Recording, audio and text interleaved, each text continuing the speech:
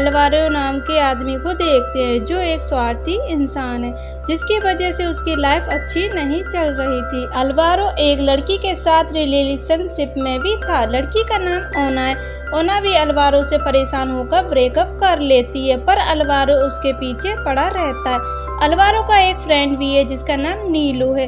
नीलू Alvaro को Indonesia की flight ticket देता है। उसके बाद अलवारो आइलैंड पर निकल जाता है। अलवारो आइलैंड पर पहुंच जाता है। अलवारो पहाड़ों से होते हुए नीचे समुद्र तक जा रहा था। रास्ते में वो ऐसे पहाड़ों पर था जहाँ सिर्फ रेत ही रेत थी। आगे जाके अलवारो का पैर फिसल जाता है। पैर फिसलने की वजह से वो सीधा नीचे गिरने लगता है। अलवारो कोशिश करता है अपने आप को रोकने की, लेकिन वो ऐसा नहीं कर पाता। वो सीधा नीचे गिरता जाता है। उसी वक्त उसके फोन में किसी की कॉल आ रही थी। अलवारो फोन निकालने की वजह से फिर से नीचे फिसलने लगता है। फिर पहाड़ के एंड पर लटक जाता है। पहाड़ के नीचे बहुत बड़े समुद्री पत्थर थे। अलवारो वहां गिरता तो तुरंत मर जाता और ऊपर वो जा नहीं सकता था, और उस हालत में वो वहां रह भी नहीं सकता था। फिर अलवारो समुद्र की लहरों की काउंटिंग करता है। जैसे ही समुद्र की लहरें पहाड़ तक पहुंचती है, अलवारो पानी में कूद जाता है। पानी के अंदर जाते ही वो सीधे एक पहाड़ से टकराता है, जहाँ पर उसकी हिप टूट जाती है। अलवारो के पानी के अंदर था, इसलिए उसे कुछ महसूस नहीं होता। अलवारो पानी से बाहर निकलता है और खुश होता है कि उसकी जान बच गई, पर यह खुशी ज्यादा देर तक नहीं रहती, क्योंकि अलवारो जैसे ही खड़ा होता है, बोन क्रैकिंग की वजह से अलवारो वापस पत्थर पर जाकर गिर जाता है। अलवारो की हिप पूरी तरह से टूट जाती है और हाथ भी पूरी तरह घायल हो जाता है। अब अलवारो इस हालत में ऊपर नहीं जा सकता था। फिर अलवारो को याद आता है कि कॉल आ रही थी। वो फोन को देखता है, लेकिन उसका फोन पानी में जाने की वजह से काम नहीं करता। अलवारो अपने कपड़ों को निकालकर अपने हाथ के खून को रोकता है। फिर अलवारो वहां पर लेट जाता है और मदद मिलने का इंतजार करता है, पर कुछ ही देर में अलवारो को समझ आ जाता है कि यहाँ पर कोई भी उसे बचाने नहीं आएगा।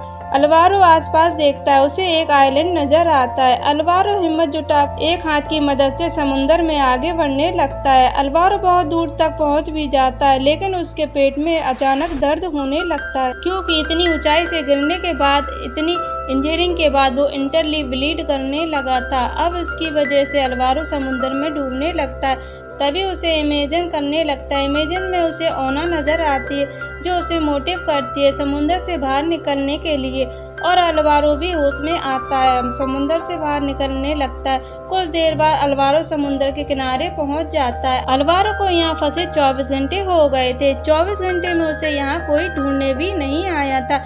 अलवारो को उसकी बोट नजर आती है, जो समुद्र की लहरों से यहाँ तक आ गई थी। अलवारो अपने आप को घसीटते हुए सब बोट को लेने जाता है, लेकिन समुद्र की लहरों की वजह से अलवारो का सर पत्थर से टकरा जाता है। अलवारो फिर जख्मी हो जाता और लहरें समुद्र की गहराई में ले जा रही थी। तब अलवारो खुद को संभालता और अपने बैग को एक चट्टान से फंसा देता। फिर अलवारो वहाँ बेहोश हो जाता है। जब अलवारो को होश आता है तो वो देखता है कि एक ईगल उसके हाथ पर लगे घाव को खा रहा था। इसके बाद अलवारो ईगल को भगाता और अपने हाथ को ठीक करता है। फिर अलवारो वापस किनारे की ओर जाता है और बैठ जाता है, क्योंकि अलवारो ने 24 घंटों से कुछ खाया पिया नहीं, इसलिए उसे भूख भी लग रही थी और प्यास भी।